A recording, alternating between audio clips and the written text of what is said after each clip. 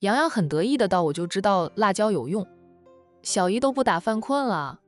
海童伸手摸了摸洋洋的头，对他说道：“洋洋出去玩一会儿。看看你姨丈来了没有？”好，洋洋很爽快地答应了。那他走出了房间，下楼去。楼下大家都在忙着，只有陆东明是坐着的，他帮不到什么忙。如果不是他行动不便，他是给好友当伴郎的，然后陪着战印一起过来接海童回家。现在他走不了，又想帮帮海玲，便来了海家，等到战印前来接亲了，他再跟着接亲队伍前往悠悠山庄。看到洋洋跑下楼来，陆东明顿时觉得自己有事情做了。他叫喊着洋洋，洋洋蹦蹦跳跳的跑到陆东明的跟前，甜甜的叫喊着：“陆叔叔，你怎么下楼来了？妈妈不是让你在楼上陪着你小姨吗？小姨叫我出来玩，再看看我姨丈来了没有。”陆东明看了看时间，说道：“你姨丈应该快到了，刚才就说在路上的了。”洋洋哦了一声：“我出去看看是不是真的。”说着他一溜烟就跑开了。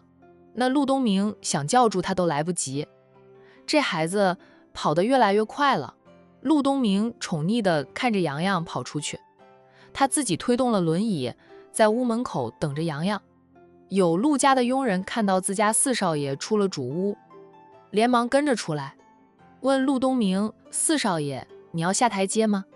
陆东明想了想后说道：“可以。”那佣人便推着陆东明从一旁的无障碍坡道下去，坡道较高，陆东明自己控制不住轮椅滑行的速度，容易翻车，故而他自己一般不会自己下坡。可以了，我自己可以操纵着，你忙去吧。佣人放心的松手去做事了。陆东明看到洋洋站在别墅门口看着，他便往别墅外面而去。一路上佣人看到他，都关切地问他需要帮忙不？不用了，你们忙吧，不用管我。陆东明温和地拒绝了大家的想帮忙。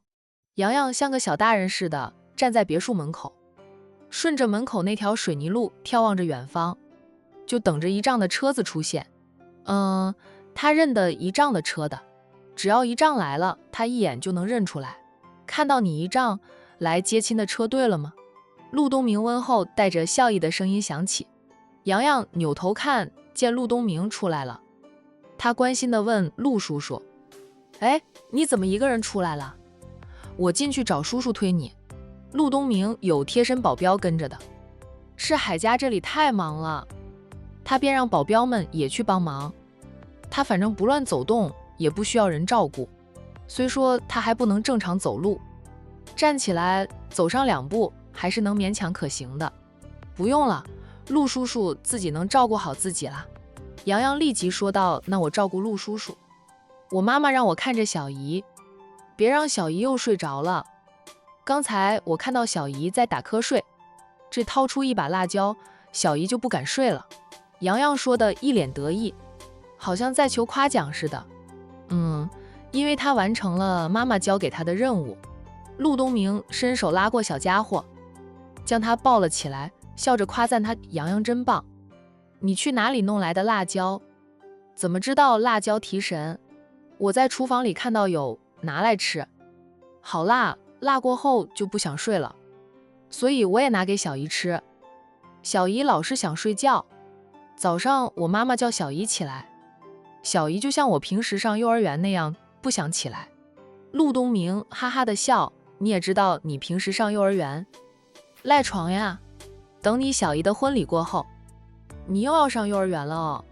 洋洋可不能老是赖床呀，你妈妈很辛苦的，天天早起给你准备早餐，让你吃一点早餐再上幼儿园，免得你饿着，送你回幼儿园后还要去任你食早餐店看着，然后又回任你食餐厅上班。你要体谅一下妈妈，知道吗？”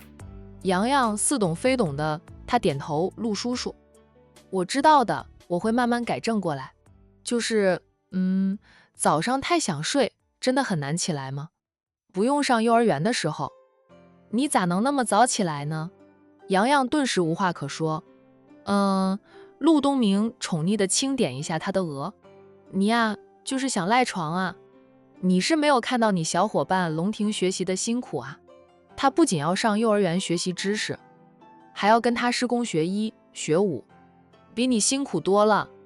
你现在只有周末才去武馆，洋洋在学武这方面不如龙婷有天分，学了几个月的他，基本功都还不够扎实。要是跟龙婷打架，龙婷啊，轻轻松松就能将他打败。一提到小伙伴，洋洋就不说话了。两个小伙伴虽说都只有3、4岁的样子，两个人也会经常通电话或者视频呢。暑假里相伴几天的感情，经过他们的培养，友情颇深了。陆叔叔，那为什么龙婷要学那么多呀？他也不含苦，他呀，以后你们长大了就知道。现在陆叔叔不能告诉你，不过洋洋，你在某些方面是比龙婷更优秀的，你好好的学习，以后也不会比龙婷差的。洋洋点头，我要好好的学习，要变得很优秀，像我姨丈那么厉害。这样就能保护我妈妈和小姨了。陆东明夸赞他，洋洋真是个好孩子，真棒。被夸赞的洋洋很开心的笑了。那很快，小家伙忽然问陆东明，陆叔叔，你什么时候会成为我的爸爸？哎，别人告诉我，你会是我的新爸爸。陆东明不答反问他，你想陆叔叔当你的爸爸吗？小家伙可是说过的，他有爸爸了，不贪心，不需要2个爸爸的，就让陆东明给别人当爸爸去吧。洋洋想了想后说道，我有爸爸，不过有2个爸爸也挺好的。陆叔叔对我也很好，比我爸爸还好。那我现在也想陆叔叔当我的爸爸了。明显是他记得自己说过不要2个爸爸的事。陆东明笑，那陆叔叔再努力努力，争取早点给你当爸爸哈。洋洋呢点点头，陆叔叔你努力吧。陆东明在他俊俏的小脸上亲了亲，然后搂紧他的小身子，保证递到洋洋，不管陆叔叔能不能成为你的爸爸，陆叔叔对你的疼爱都会一如以往的，也会一辈子疼爱你。海玲肯嫁给他，最好不嫁他，他们就这样下去，他也会是洋洋如同亲生儿子看待。战印的婚车队由远而近，婚车队是由100辆豪车组成的，从战家的油山庄出发，到华喜别墅区的海家，这一路而来，吸引了无数人行注目礼，也有不少人拍下了这长长的壮观的婚车队伍。一向不喜欢媒体报道的战印，今天大大方方的请了媒体记者，全路跟拍，满足大家的好奇心。他就是要给海童一场足以轰动馆城的盛大婚礼。一点都不会输给苏南和沈小军的婚礼。陆东明看到了婚车队，松开了洋洋，对洋洋说道，洋洋，你进去跟你妈妈说。哇，你姨丈的婚车队来了。洋洋立即扭头看，顺着陆东明看的方向，果真看到了长长的婚车队缓缓而来。陆叔叔，那真是我姨丈的婚车队吗？来接我小姨的。距离太远了，他还没有看清楚。前面的那辆车是不是姨丈平时开的那辆车？只看到很多车辆缓缓而来，就是你姨丈的接亲车队，错不了的。你姨丈的车子多，就也不一定用他平时开的那辆车当婚车。得到了肯定，洋洋当即从陆东明的怀里滑下地，就说道，我现在就去告诉妈妈。说着他一溜烟往里跑。妈妈，妈妈！洋洋一边跑一边叫喊着，我姨丈来了。我姨丈开着好多好多的车来接我小姨了。小家伙一边叫喊一边往屋里跑去，然后大家都听到了他的叫喊。海玲从屋里出来，妈妈，妈妈！小家伙跑到了妈妈的跟前，一把抱住海玲的大腿，仰起头，着急地问着海玲妈妈，你快看看我现在好看吗？海玲笑道，你又不是当新娘子的，你姨丈来接亲，你着急你好不好看做什么？不是说我当花童吗？我今天穿得这么帅，就是要送我小姨出嫁的，当然要好看呀。孩子天真的话，逗得大家都在笑。海玲抱起儿子，在儿子的脸上亲了一下，然后放下了他，说道：洋洋好看，洋洋最好看了，会成为管城最好看的花童。你上楼去告诉你小姨，说你姨丈来了，问他准备好了没有。好，不用妈妈吩咐。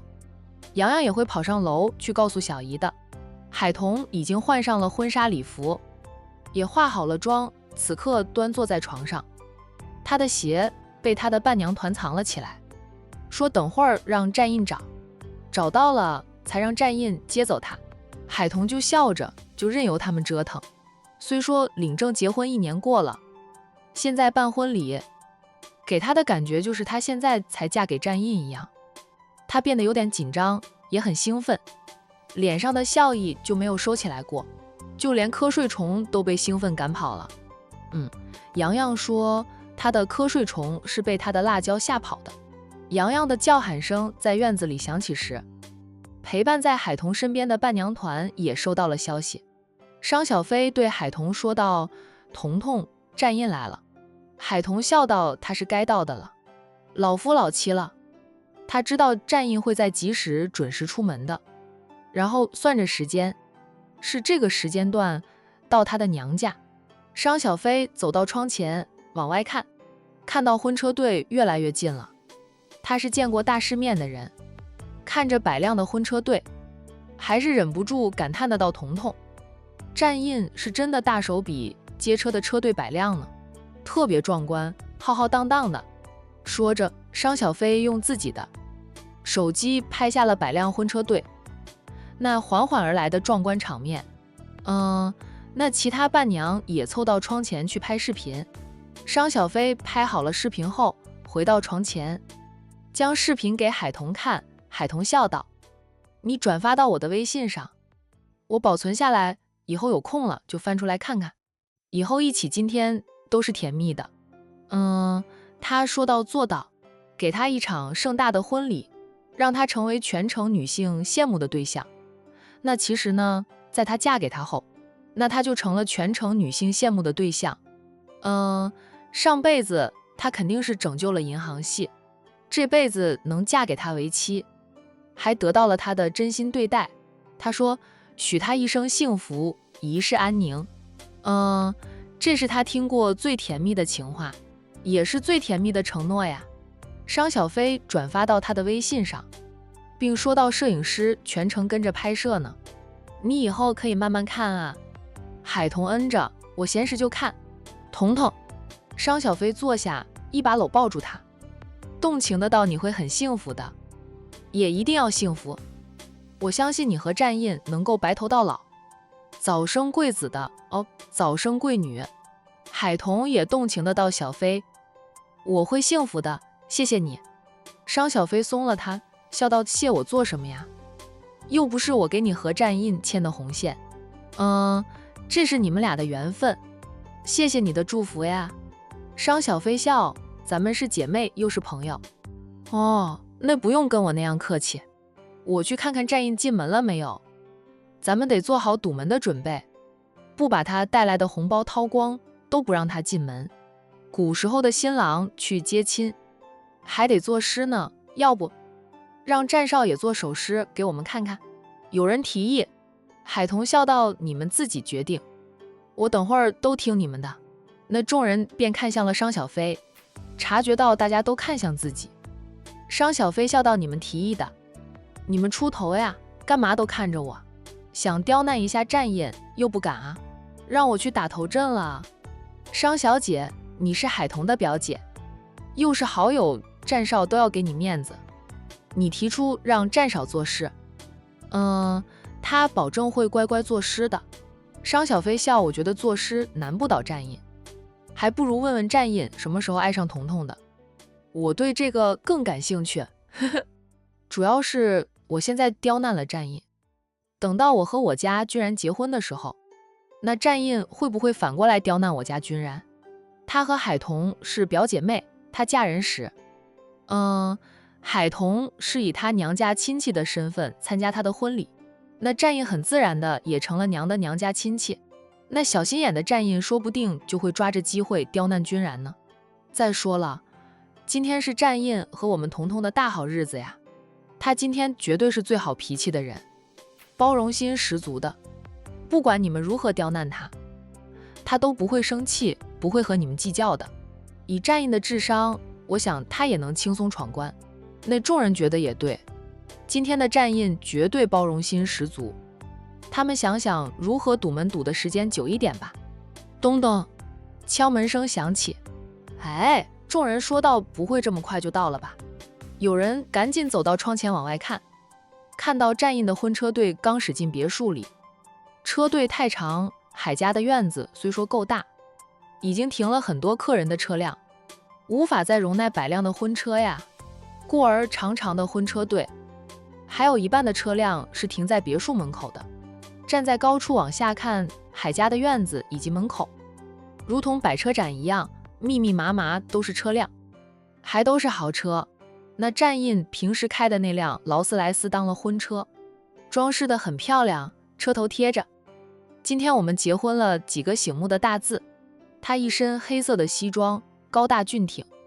以往他出现在众人面前都是表情严肃，保镖团围绕，让人难以接近。今天的他春风满面，这笑意盈盈，是见谁都笑。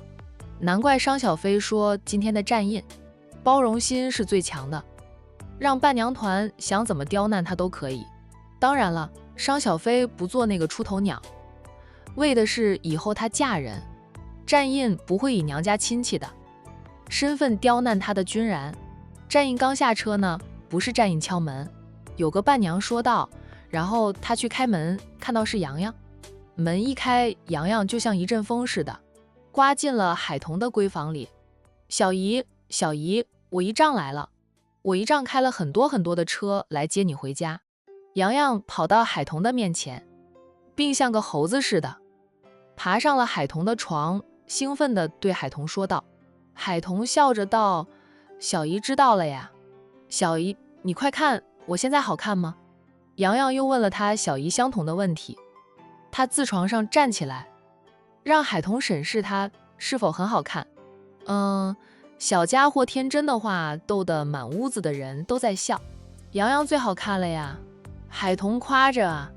商小飞将洋洋自床上抱下来，笑道，洋洋会成为咱们管城最帅的花童，等到表姨结婚的时候，洋洋也要给小姨当花童哦。好，洋洋稚气地应着，我都给你们当花童。他看着那几位不熟悉的漂亮姐姐们，妈妈说这是姨丈为了让小姨的伴娘团壮大，特意帮小姨安排来的伴娘团，个个都是名门千金。洋洋还不懂什么叫做名门千金，他只知道这几个姐姐看上去都很和善，也爱笑，跟他一样，他喜欢。漂亮的姐姐们结婚时，我也给你们当花童。几位伴娘笑道，行，等我们以后嫁人，一定请洋洋当花童，就怕他们嫁人的时候，洋洋都长成小伙子了，那就不能给他们当花童了。无妨，海彤怀孕了，明年就会生娃，再过几年就差不多是洋洋现在这个年纪。表哥欠下的人情债，可以让表弟帮着还，能让战少的儿子给他们当花童更好。反正现在战少都欠着他们的人情了。虽说他们在管城上流社会这个圈子里也很低调，却是实打实的名媛，不是特别盛大的宴会都请不动他们出席。战少请动他们给海彤当伴娘，他们是给战印以及战家面子，战印就欠他们一个人情。洋洋进来了，商小飞决定让洋洋去打头阵。他对洋洋说道，你姨丈很快就会上楼来，你去门口坐着，就不要让你姨丈太快进来把你小姨接走，行吗？洋洋不懂了，他扬起俊俏的小脸，问着商小飞，我姨丈就是来接我小姨的，为什么不能让我姨丈接走小姨？我还要跟着过去喝喜酒的呢。不让姨丈接走小姨，他岂不是不能喝喜酒了？商小飞解释地道，不是不让你姨丈接走小姨，是让你姨丈不能轻易接走你小姨，咱们要为难一下他，让他知道娶你小姨是很不容易的，以后就会特别的珍惜你小姨，对你小姨好。可是我姨丈对我小姨很好呀，为什么还要为难我姨丈？他拍着额对海童说道：彤彤，你来，咱们不用洋洋做什么，就是让他坐在门口拦着收红包就行。收红包啊，那我可以干。不等海童说话，洋洋一听到表姨指示，让自己坐在小姨的房门口，等着收红包就行，那他干。那他最喜欢干的事情就是收红包了。姨丈对他很好，给他的红包肯定很大个的哈。众人哄笑。商小飞轻捏一下洋洋的小脸，笑道：小财迷，为了多收红包，你快去外面等着你姨丈。还有，你要让你姨丈高声做3首情诗，我们在房里听见了，觉得你姨丈的情诗写得合格，再开门让他进来。洋洋不懂情诗是什么，他只知道他的任务就是收红包，不管表姨说什么，他记着，但不理解，然后不停地点头，问表姨：表姨，我现在可以出去收红包了吗？可以了，快去吧。洋洋扭头就跑到门口去，然后坐下来等着他的姨丈上楼来。他好干活，收红包。不久后，站印就在他的伴郎团簇拥下上了2楼。上楼的时候，大家还小心翼翼的，担心女方的亲友团会在，就楼梯上布置机关为难他们接亲的队伍。还好畅通无阻。伴郎之一的苏腾笑道：看来是咱们站哨的威名太大，没人敢给站哨布置机关。站印笑着：是我家彤彤和我大姐好，就不想让人折腾她。等到一行人来到房门口，看到洋洋坐在门前，众人立即刹住脚步，大家都看着洋洋。女方就派出了一个才3岁多的小娃守门口。洋洋，站印笑着朝外甥招招手，来，姨丈抱抱。洋洋坐着不动，他大声说道：我不要抱抱，我要收红包，表姨让我坐在这里收红包的。站印当即就掏出一叠红包，苏腾连忙提醒他：你不要一下子全给了洋洋，屋里面的那些伴娘没拿到红包，也不会开门让你进去的。站印便只给了一个红包洋洋。洋洋拿到了一个红包后，他扭头大声叫喊着：表姨，我姨丈给我一个红包了，那能让我姨丈进去了吗？门开了一条缝，几个伴娘凑在一起看着外面的情况。商小飞笑着告诉洋洋还不够呢，要收多少个的。洋洋很配合，因为这是他喜欢干的事情。红包嘛，多多益善，他不会嫌多的，收到你手软了就可以了哈。我收红包不会手软的呀。商小飞笑：洋洋，那就靠你了，你继续挡着哈，有事就叫表姨。说着他关上了房门。洋洋望回自己的姨丈，稚气的道：姨丈，我要收红包收到手软了，才能让你进去接我小姨。站印上前几步，再次递了2个红包给洋洋。在洋洋接过红包时，他一把抱起了这个小家伙，说道：洋洋，姨丈要在规定的时间内接走你小姨，你是我们的花童，也要跟着一起过去的哦，你可得帮着姨丈，不能让你表姨过分的为难姨丈，知道吗？可是我喜欢干表姨交给我的事情，我要收红包，表姨说收到我手软才行，可我现在这手一点都不软，还能继续收红包。来来来，洋洋，苏叔叔也给你几个红包。那苏腾也塞给了洋洋几个红包，其他伴郎也每人掏出了几个红包塞到洋洋手里。小家伙顿时心花怒放，小手一挥，说道：姨丈，你可以进去接我小姨了。至于表姨交代他的事，要求姨丈做情诗3首，小家伙早就忘记了，他2只小手捏着的都是红包。姨丈的伴郎团很多人，就每个人给他几个红包，他就有很多红包了。那站印放下了洋洋，他敲门，一位伴娘开门，不过依旧只是开了一条缝。见到是站印，再看看洋洋，小家伙已经站在一旁呢，正在开心地数他收到的红包有多少个。上了幼儿园一段时间，洋洋早就会数数了。伴娘清楚地听到洋洋再数1个、2个、3个，这个小财迷，哇，这么快就被红包干倒了。伴娘边笑着边朝战印伸手，笑道：“战少，你识做了吧？”战印往他手里塞红包，他收到红包就递给身后的人，直到把战印以及伴郎团带着的红包都收得干干净净，他才缩回了手，并对战印说道：“战少，我们童姐说了，想听你作诗3首，你高声念给我们听就行。”作诗3首？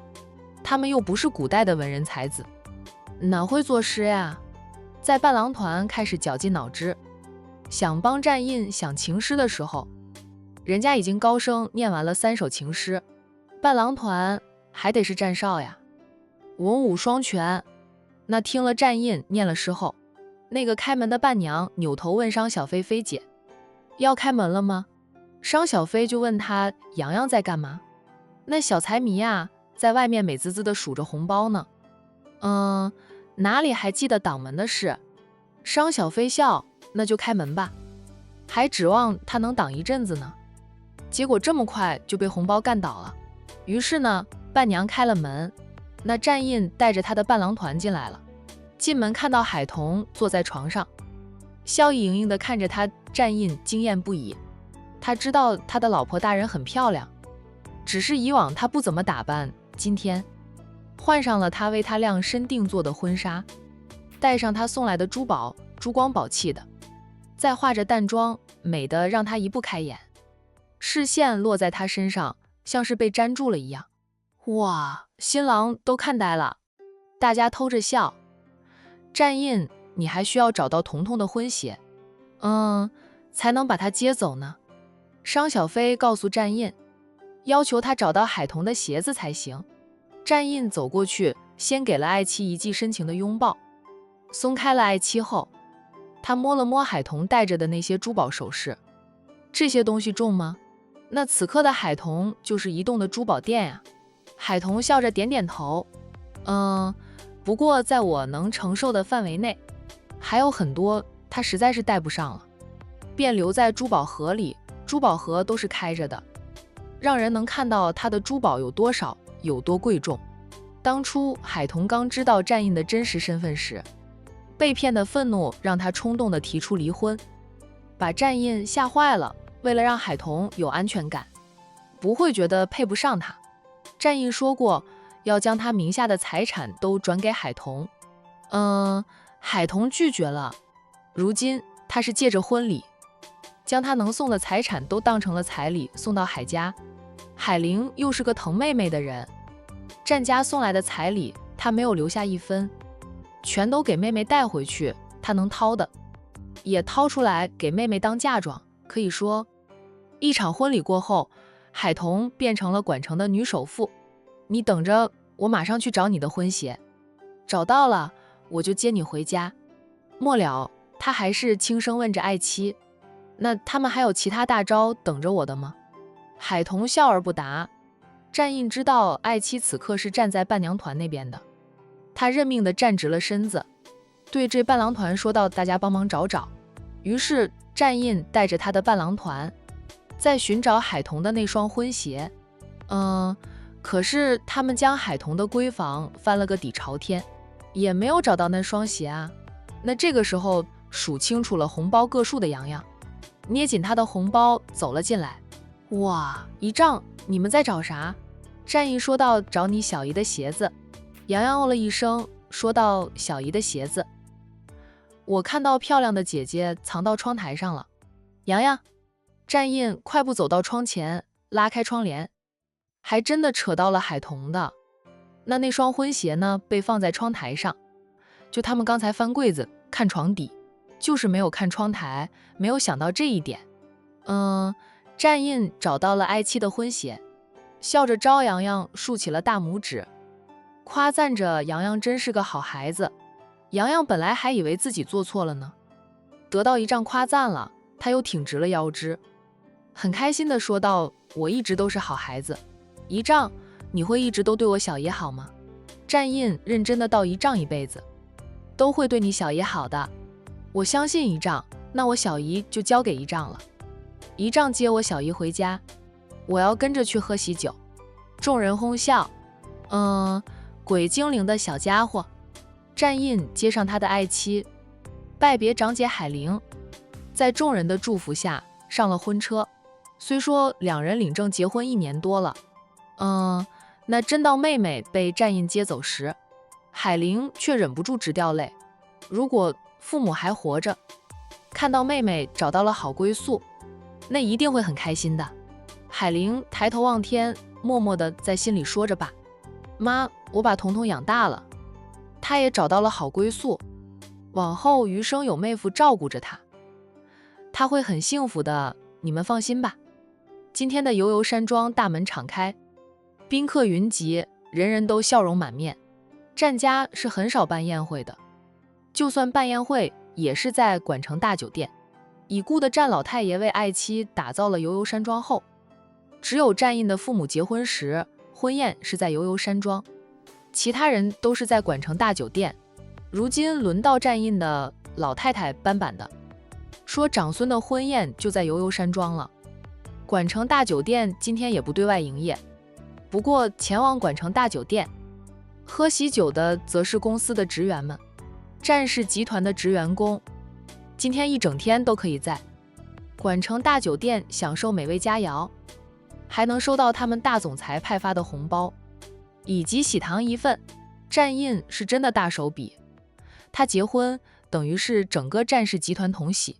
程沁跟大家都不熟悉，不过苏腾请了一位千金代为照顾一下程沁，当然了，不能让程沁知道他是苏家的少主，提前就跟大家说啊，看到他称呼他为苏总就行。苏少主的叮嘱没有人敢忘记啊。程沁不是第一次来悠悠山庄，还是忍不住被悠悠山庄的美迷住。他都不用别人照顾，在苏腾跟着战印去接亲的时候，独自在山庄闲逛。由于战印的婚礼，山庄也被装扮得喜气洋洋的，到处都可以看到大红色的喜字。程沁用手机拍下这一切。不枉来这一趟呀。战印出门接亲时，看到那长长的婚车队，程沁惊羡不已。他长这么大就也参加过不少婚礼，还是第一次看到接亲的婚车就有100辆之多的。在他们云城接亲的婚车有10几辆就很多的了。哇，管城首富就是不一样啊，也是战家以及战少对海童的重视。程沁觉得海童就是里面的灰姑娘女主角，在无父无母、没有强大的家庭背景之下，都能嫁入管城的第一豪门。那除了用好命来形容，他都想不到其他了。海童嫁人还很戏剧性，很狗血的呢。就是他以前就过战家老夫人，老夫人觉得海童是个好女孩子，就软硬兼施的逼着战印替她报恩，向海童以身相许。战少不情不愿的带奶奶报恩，闪婚、隐婚，小夫妻俩从陌生人搭伙过日子，走到如今夫妻恩爱，相伴余生也是挺不容易的。反正程沁觉得战印和海童的婚姻可以当成写作的素材，可惜他只会看不会写。那走着走着，程沁遇到了乔涵。战浩宇是跟着自家大哥去海家接亲的，乔涵便像程沁那样在山庄里自由活动，战家的长辈们都忙得团团转，乔涵也不想麻烦长辈们，所以独自闲逛呢，然后就遇到了程沁。知道程沁是苏腾带来的女伴，乔涵还有什么不明白的？苏家少主有病的传言，乔涵远在江城都听到过。听说苏少主必须要遇到能让他有反应的女人，他才能成为一个真正的男人。那个女人是他的救世主。乔涵长这么大，也算是见多识广了，但像苏腾的这种情况，他还是第一次听说。不过要是苏少主遇到了，能让他有反应的女人，并且娶对方为妻的话，那个女人才是真的一辈子都不用担心丈夫出轨啦。因为她的丈夫除了她之外，对其他女人都是没有反应的，想出轨都是有心无力。两个人同时就停下来。乔总，程沁在苏腾介绍下知道乔涵是来自江城的乔氏集团，是乔氏集团的当家总裁，乔家的大少爷，还是战家三少爷的绯闻男友。战家三少爷是个同性恋。这让程沁大感意外。他没想到战三少爷会是个同性恋，更想不到战家上下对于战三少爷是同性恋竟然没有半点阻拦，更没有想过拆散战三少爷和乔总。不过呢，乔总也的确很帅，但是战家三少爷是什么人，什么身份？他打小见到的俊男美女太多了，可能是乔总的清冷气质吸引了战三少爷吧。程沁上下打量了乔涵好几次，在心里总结着战三少爷会爱上乔涵的原因。程小姐，乔涵年长于许沁，又在商界摸爬打滚多年，程俯身眼神里，程沁打量他，就在心里想着什么乔涵都能猜到。他没有过多解释，他是以乔总的身份过来参加战印的婚宴，并非以战浩宇的女友身份。此刻呢，他代表的是乔家。那再者，他也确实不喜欢穿女装。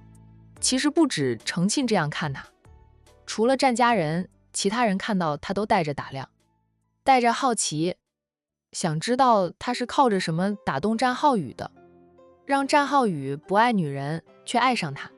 乔总一个人，程小姐不也一个人？程沁笑着，苏先生跟着战少去接亲了，我跟他们都不熟，山庄之景实在太美，便独自游园赏景了，那样也能化解身处人群却谁也不认识的尴尬。要不是想见识一下大场面，程沁都不会跟着苏腾跑这一趟。不过吧，也值得，至少就他听到很多小故事。例如战三少爷是同性恋，如果他没有来这一趟，哪里会知道战三少爷喜欢一个男人，也不会知道战二少爷的未婚妻是个盲女。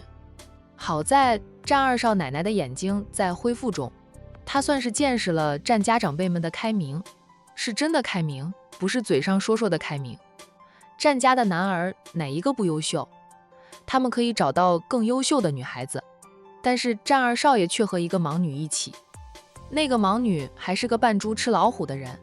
不说别人，就说今天的男女主角，换成一般的豪门，能同意继承家业的长子，娶个无父无母的女孩子为妻吗？不要说豪门了，家庭好一点的人家，在选择儿媳妇的时候，都会优先考虑与他们门当户对，能为他们儿子带来帮助的岳家。乔涵环视一下周围的环境，说道：悠悠山庄是名不虚传，现在是深秋了，如果是春天，听说山庄的景色更美，夏天又能赏荷，山庄里有很大的荷花池，盛夏荷花开放，特别漂亮。我也是听说的，还没有机会在悠悠山庄赏过荷。程沁笑道：明年夏天，乔总可以过来赏荷的，以乔涵是战家三少爷绯闻男友的身份，赏荷不是问题。